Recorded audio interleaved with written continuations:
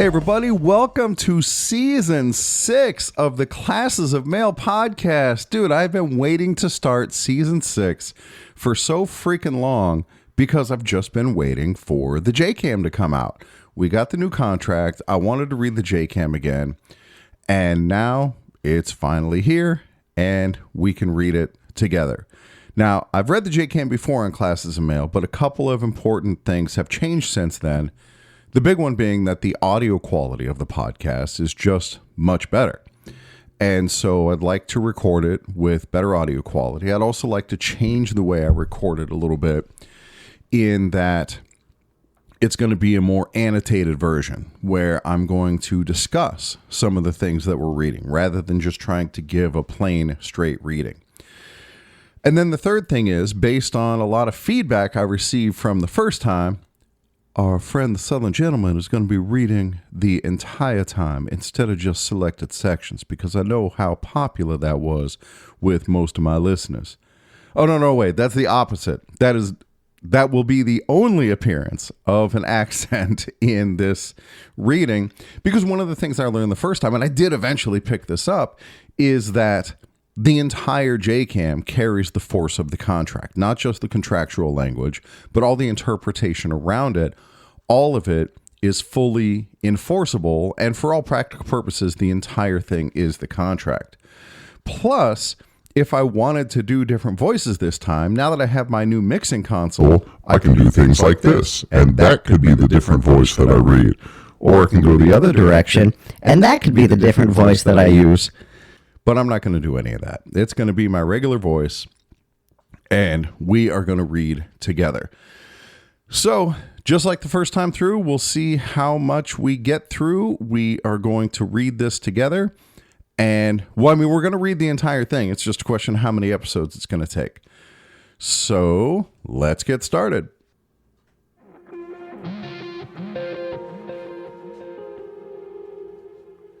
Okay, so that may be something that I do going forward. I don't know if I'm going to stick with that little sounder to break up the sections. So anyway, here we go. Page 1 of the JCAM. This is before we even get into the contract. I'm reading the whole thing. So this is like the opening like preamble or something. December 2025, and it's addressed to NALC shop steward and delivery unit manager. Regarding December 2025 edition of the USPS NALC Joint Contract Administration Manual.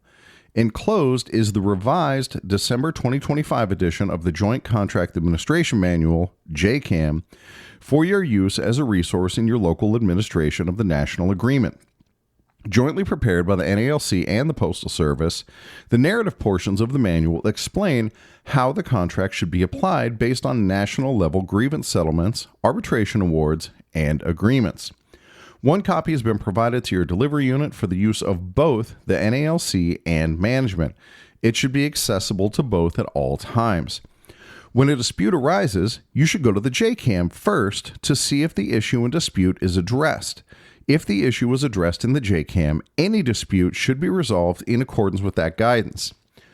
All right, so already right here, this speaks to, there's one more paragraph, but this speaks to, we have a contract. We already have an agreement between the union and management. Both parties agreed that this is the way we're going to run things. And yet, management chooses to violate this all the time. And right here in the preamble, hey, if there's a disagreement about a contractual issue, consult the JCAM. Yeah, no kidding. And then you go to the JCAM, management's wrong, but they do it anyway. And you know management does it even when they know they're wrong, because we win the same grievances again and again and again. And so it comes across as, let's say, disingenuous. All right, moving on. Please replace prior editions of the JCAM with the enclosed 2025 edition. The JCAM will continue to be updated with additional material as we continue to narrow our differences and expand our joint understanding of the national agreement at the national level. We encourage you to use the JCAM to ensure local contract compliance and to foster more professional working relationships. And this was signed by Michael J. Elston, the Vice President of Labor Relations for the Post Office, and Brian L. Renfro, the President of the NALC. And here we go. USPS NALC Joint Contract Administration Manual.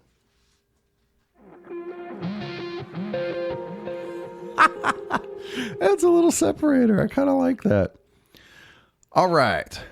We are already up to the 4th page. Is this page 1? No, this isn't even on the numbered pages yet of the JCAM. It just is introduction. All right, here we go. Introduction. This jointly prepared USPS/NALC Joint Contract Administration Manual, JCAM, supersedes all previous editions. Publication of the JCAM was undertaken in good faith in order to educate the local parties and facilitate the resolution of disputes concerning issues on which the national parties are in agreement. While the parties at the national level still dispute the proper application of some portions of the collective bargaining agreement, some portions, there are significant areas of agreement. The JCAM represents the parties' effort to inform labor and management in the field of these areas of agreement and encourage consistency and compliance with the issues treated. The narrative explanation of the collective bargaining agreement contained in the JCAM should be considered dispositive of the joint understanding of the parties at the national level. So dispositive is a word that you may not encounter very often. It is like, as in the disposition. This is the disposition of this agreement. This is like evidence of what we agree on. So you can cite that because it is dispositive of the joint understanding. Moving on. Some sections of the contract do not have a narrative explanation. No inference should be drawn from the lack of explanatory language. The actual language contained in the collective bargaining agreement appears in text boxes. Shaded contract language means the provision does not normally apply to the city letter carrier craft. All right, so just like with the first time, I'm going to skip those if they don't apply to us. But I'm going to make an effort to read everything. I think there's probably also, just so you guys know, I'm reading this raw. Like, this is the first time I'm encountering this, and I'm just reading it with you. Because it's already a long enough project. I don't need to read it twice. So I'm encountering it at the same time as you. I assume there's going to come up stuff like there was last time, where there's like a list of every post office, and I don't need to go through that. Moving on. The actual language contain. Okay, we got that. The small text boxes found in the right-hand margin next to contract language identifies where the memos referenced in the contract language text boxes are located in the JCAM. The JCAM is self-explanatory and speaks for itself.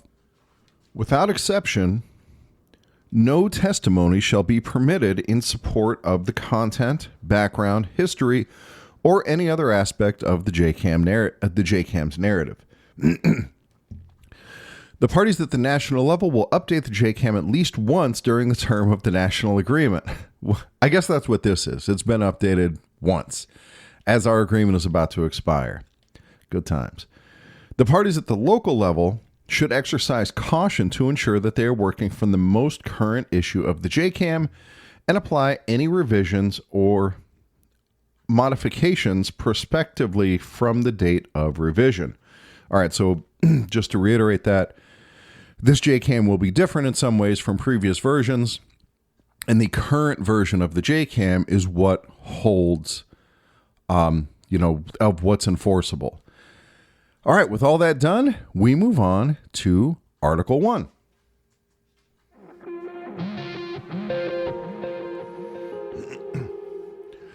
I kind of like that. I don't know if I'm going to keep doing it.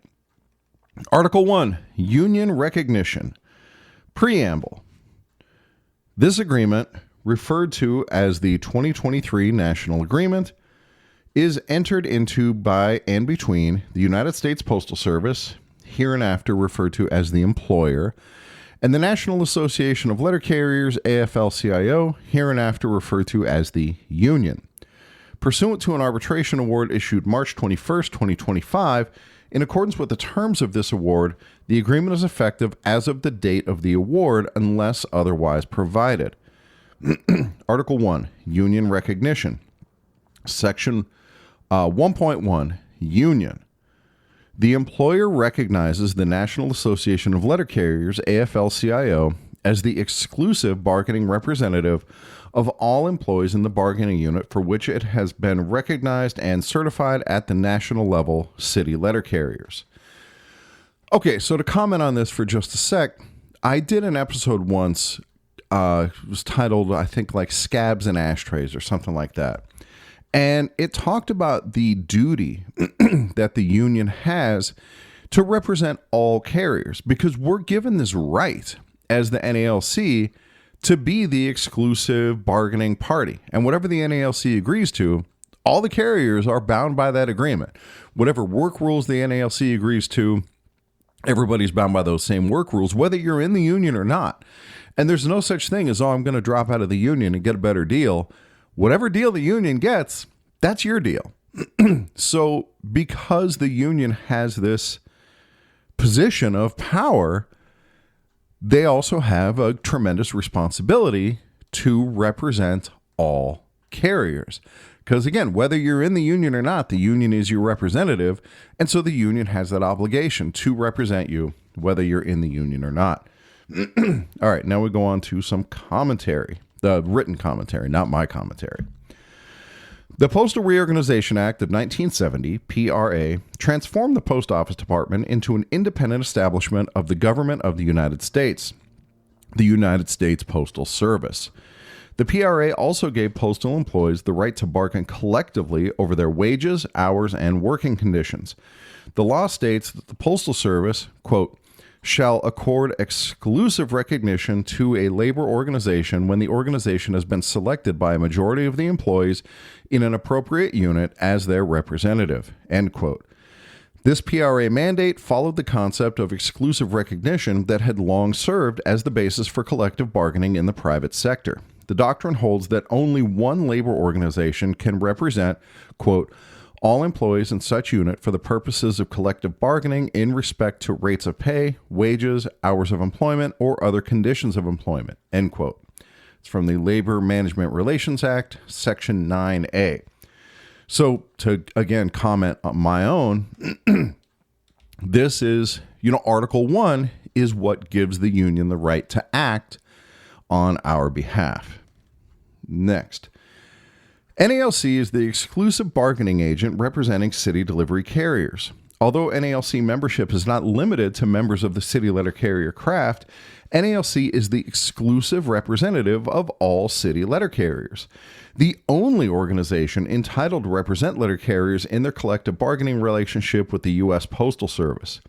Despite the doctrine of exclusive representation, Article 17.2.e provides that a steward may be designated to represent a craft other than the steward's own if the unions involved approve and notify the Postal Service in writing.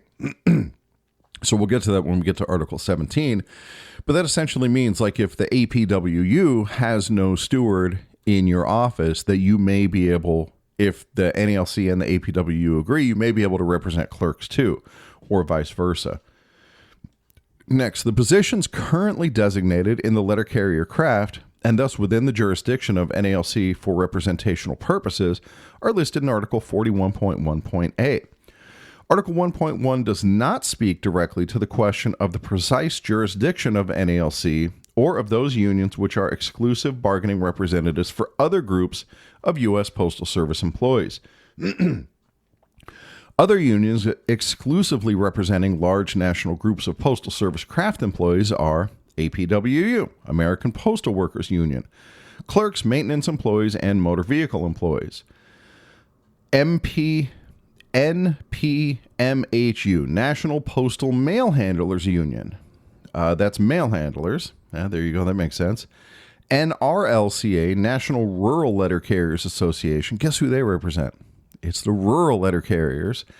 And And that's it. Okay. NALC and unions representing these other postal crafts all negotiated together and executed joint national agreements with the U.S. Postal Service covering the periods 1971 to 73 and 73 to 75. The NRLCA bargained separately for its 1975 to 78 agreement. In 1978, 81, 84, 87, and 90, NALC and APWU, the Joint Bargaining Committee, negotiated jointly, while the unions representing mail handlers and rural carriers negotiated separate agreements. In 1994 and thereafter, NALC negotiated and arbitrated its national agreements separately from the APWU. Presently, each of the four major postal unions has a separate national agreement with the Postal Service. So this is something that you'll hear NALC candidates talk about from time to time, is maybe we should get back together and increase our bargaining power by all of us bargaining together. Instead of separating out into four different crafts, maybe we would have more strength if we bargained as one giant unit. And maybe that's true, maybe it's not. To hear NALC historians talk about it, when we separated out from the other crafts, it was to advocate for ourselves, that say, hey, we do harder work, and so we deserve higher pay than these other crafts. So we don't want to be lumped in with them because we don't deserve what they're getting. We deserve even better than what they're getting. And at least based on where we stand now, we do have higher top end pay, but APWU has a lot higher bottom pay. So, you take the good with the bad, I guess. All right. Moving on. 1.2, Section 2, exclusions. The employee group set forth in Section 1 above does not include, and this agreement does not apply to, 1. Managerial and supervisory personnel. 2. Professional employees. 3. Employees engaged in personnel work in other than a purely non-confidential clerical capacity. 4. Security guards as defined in Public Law 91-375, 1201-2. 5. All postal inspection service employees. 6. Employees in the supplemental workforce as defined in Article 7. 7. Rural letter carriers. 8. Mail handlers. 9. Maintenance employees. 10. Special delivery messengers. 11. Motor vehicle employees. Or 12. Postal clerks. Managerial and supervisory personnel are excluded from the bargaining unit by the terms of Article 1.2, as well as by the provisions of the Postal Reorganization Act. See 39 U.S.C. 1202-2. However, letter carriers serving in a temporary supervisory position, 204B, are still considered to be craft employees and continue to accrue uninterrupted seniority in the letter carrier craft, Article 41.1.A.2. And then there's a bunch of citations here. So just like the first time I read the JCAM, when I get to these citations, let me just read one. For example, I'm going to read you these citations, and then after this, you'll see why I'm not going to read these going forward. If you want to see the citations, go look in the JCAM for yourself. This is on page 1-3, and you can see the citations. And for that matter, there are times where I may misspeak, where I'm reading it and I may use the wrong word. So you should always check the JCAM for yourself when it's critical, like for a grievance or something. Okay, so here's the citation. FASR, NB-S-6859, June 30th, 1977. C-03288. Aaron, H1N-47-C8187, March 22nd, 1985. C-04925. And Mittenthal, A8-W-939, January 27th, 1982, C-00580. Dude, all that stuff is not helpful. If you need the citations, you come and look them up. I'm just going to say that there are citations. Members of the supplemental workforce, which was previously defined as being comprised of casuals, are excluded from the bargaining unit.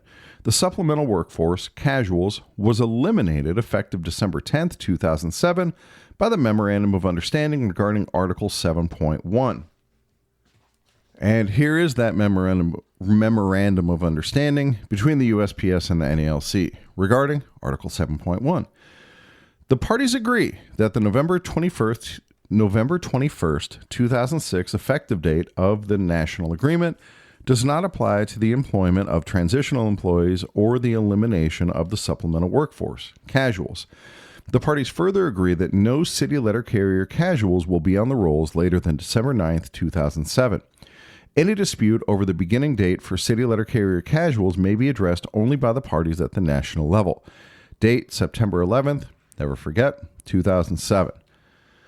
1.3, Section 3, Facility Exclusions. This agreement does not apply to employees who work in other employer facilities which are not engaged in customer services and mail processing, previously understood and expressed by the parties to mean mail processing and delivery, including but not limited to headquarters, area offices, information service centers, Postal Service Training and Development Institute, Oklahoma Postal Training Operations, postal academies, Postal Academy Training Institute, stamped envelope agency, supply centers, mail equipment shops, or mail transport equipment centers. All right, so as a former academy instructor, it appears, well, it doesn't say Carrier Academy. It's Postal Academy Training Institute. So I guess this would be like detail work that you might do that's in some other area where the rules in this contract don't necessarily apply. Section 4, Definition. This is 1.4.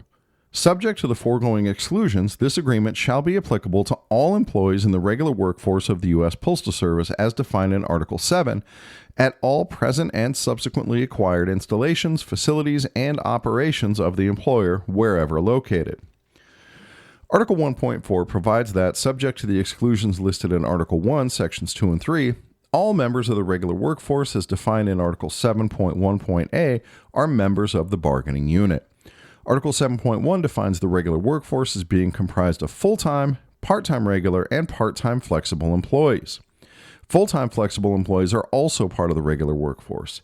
In addition, city carrier assistant employees are members of the bargaining unit, as provided for in Article 7.1.c. Okay, so there is a distinction here. I don't know how important it is, but the regular workforce doesn't include CCAs. They are just members of the bargaining unit, which is like members of the NALC. The NALC has the right to represent them, but they are not part of the regular workforce. 1.5, Section 5, New Positions. A, each newly created position shall be assigned by the employer to the National Craft Unit most appropriate for such position within 30 days after its creation. Before such assignment of each new position, the employer shall consult with the union for the purpose of assigning the new position to the National Craft Unit most appropriate for such position. The following criteria shall be used in making this determination. So, guys, what we're talking about here with a new position would be like a whole new job, like astronaut. You know, okay, which craft should be the astronaut? So we're not talking about new like assignments within a craft. Okay, so this is how they determine it. 1, existing work assignment practices. 2, manpower costs. 3, avoidance of duplication of effort and make work assignments. 4, effective utilization of manpower, including the Postal Service's need to assign employees across craft lines on a temporary basis. 5, the integral nature of all duties which comprise a normal duty assignment. 6, the contractual and legal obligations and requirements of the parties. B, the union shall be notified promptly by the employer regarding the assignments made under this provision.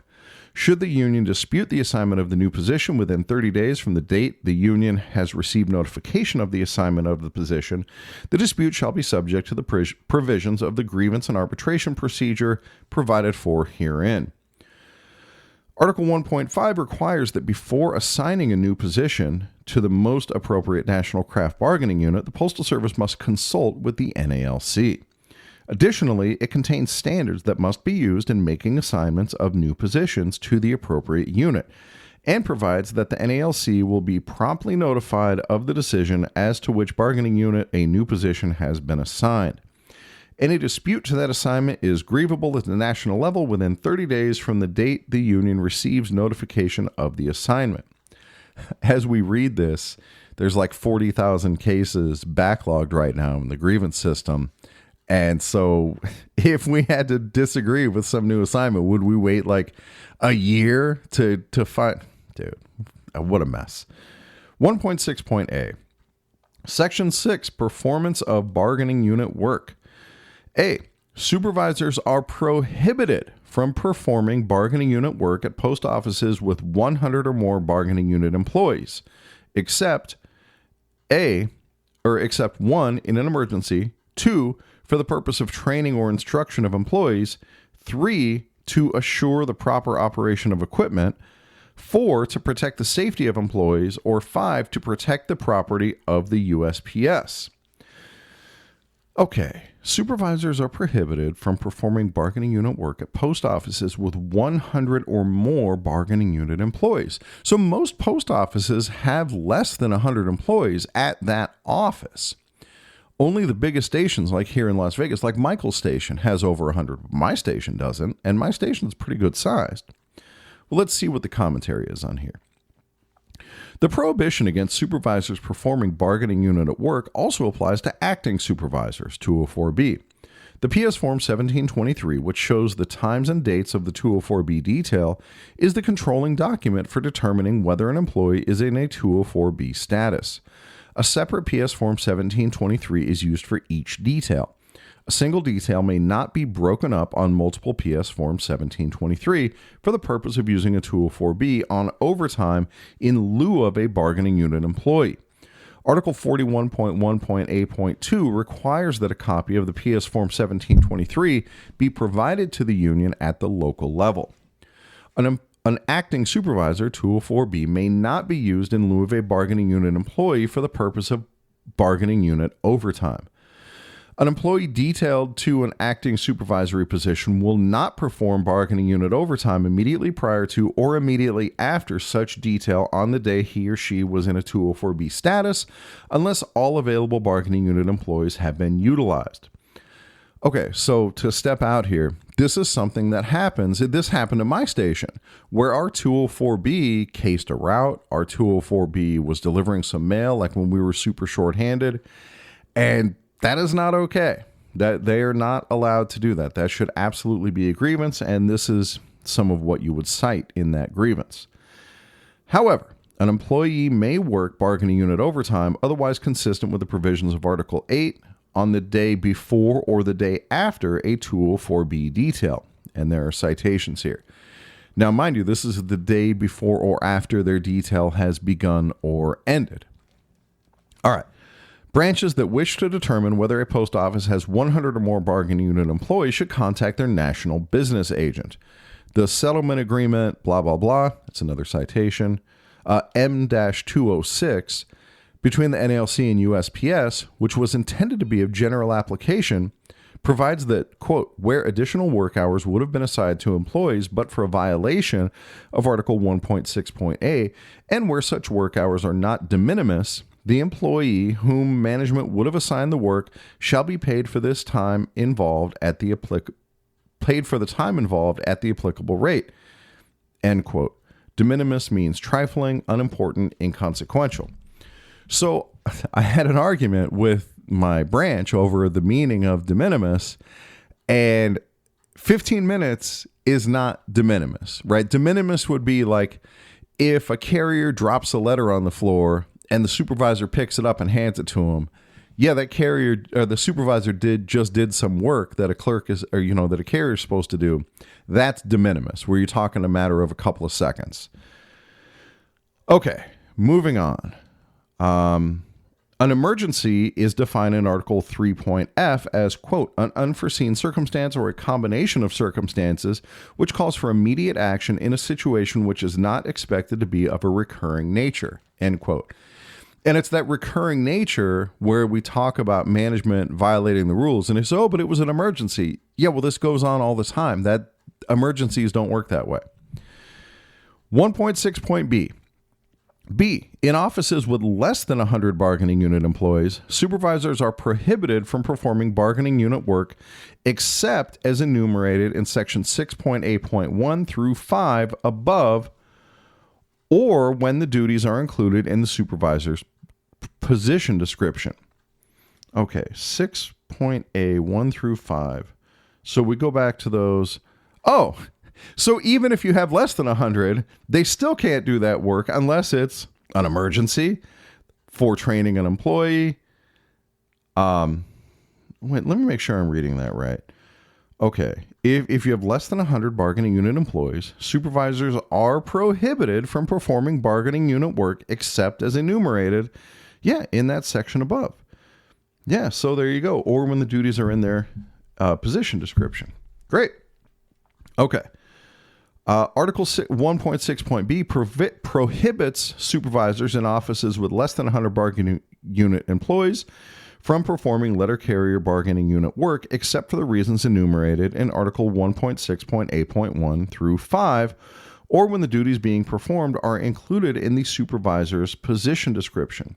All right, so let me go back up to Section 6A. Supervisors are prohibited from performing bargaining unit work at post offices with 100 or more bargaining unit employees except 1 through 5. So whether you have more than 100 or less than 100, it's the exact same rules in both. That's kind of redundant. Okay.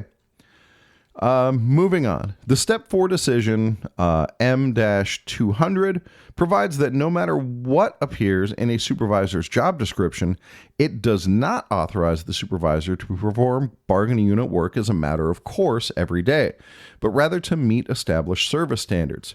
Furthermore, the pre-arbitration settlement, M-832, provides that where the phrase distribution tasks or, quote, may personally perform non-supervisory tasks, end quote, is found in a supervisor's job description, this does not include casing mail into letter carrier cases.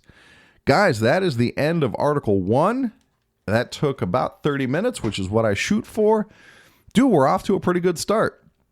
And Season 6 is going to be the entire JCAM, so settle in. I mean, it will be interspersed with other episodes, but we're going to read this whole JCAM from cover to cover, and we're going to get more familiar with it.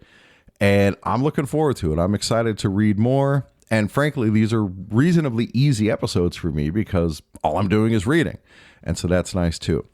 So that's what I have for today, guys. Thank you very much for listening, and I will catch you all next time.